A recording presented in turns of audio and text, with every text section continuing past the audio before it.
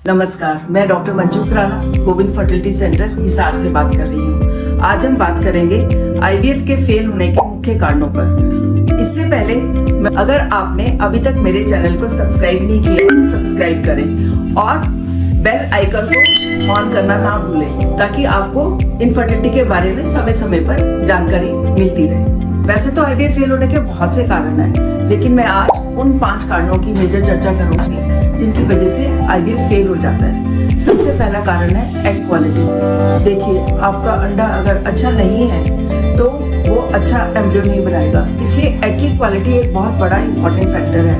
और एग की क्वालिटी 35 साल से नीचे की उम्र की महिलाओं की बेटर होती है और उससे ज्यादा की उम्र की महिलाओं की एग क्वालिटी पुअर होने लग जाती है।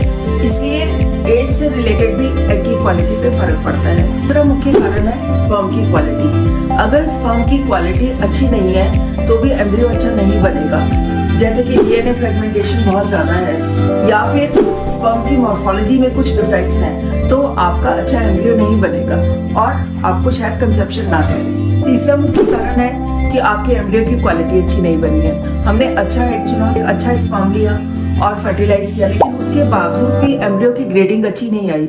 एम्ब्रियो ग्रेड 2 के बने, उसका जो बनावट बननी चाहिए थी उस तरह की बनावट का एम्ब्रियो नहीं बना।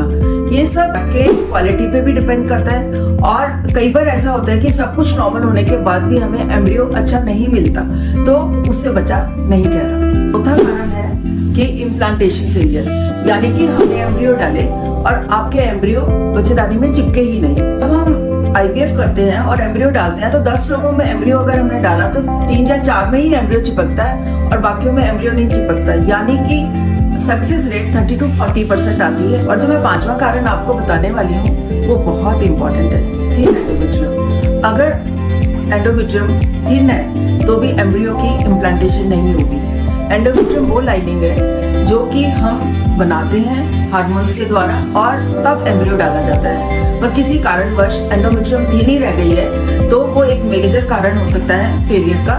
तो अब आप समझ गए होंगे कि आपकी egg quality, sperm quality, embryo quality, implantation failure और थिन एंडोमेट्रियम आपके आईवीएफ फेल होने के मुख्य कारण है।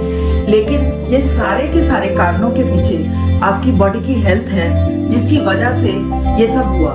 यानी कि अगर आपका हार्मोनल इम्बैलेंस है या फिर आपकी बॉडी में कोई डिजीज है, जैसे ग्रेड 3, ग्रेड 4 एंडोमेट्रोसिस है, ट्यूबरकुलोसिस की पुरानी डिजीज है, या फिर आपका बॉडी में वेट बहुत ज्यादा है, ओबेसिटी है, तो ये सारे कारण फिर आपकी एग की क्वालिटी पे, स्पर्म की क्वालिटी पे, आपके बॉडी के इम्प्लांटेशन पे डायरेक्ट और इनडायरेक्टली असर करते हैं। इसलिए आप अपनी हेल्थ को करेक्ट रखें। इसके अलावा जेनेटिक रीजंस और इम्यूनोलॉजिकल रीजंस भी आईवीएफ के फेल होने के कारण हो सकते हैं। इसके साथ साथ मैं एक और मैसेज देना चाहूंगी, अगर आपका आईवीएफ फेल हुआ है तो निराश ना हो। आईवीएफ करवाने से हमें पता चला कि क्या कारण हो सकते हैं जिसकी वजह से पहले भी प्रेगनेंसी नहीं हो रही थी। उस आईवीएफ के फेल होने के बाद हम उन मुख्य कारणों पे जो हमें पता चलेंगे ज्यादा काम करेंगे और उन कारणों को दूर करने की कोशिश करेंगे और हो सकता है कि अगली बार आपको आईवीएफ की प्रेगनेंसी मिल जाए और आपके घर में खुशियां आ जाए।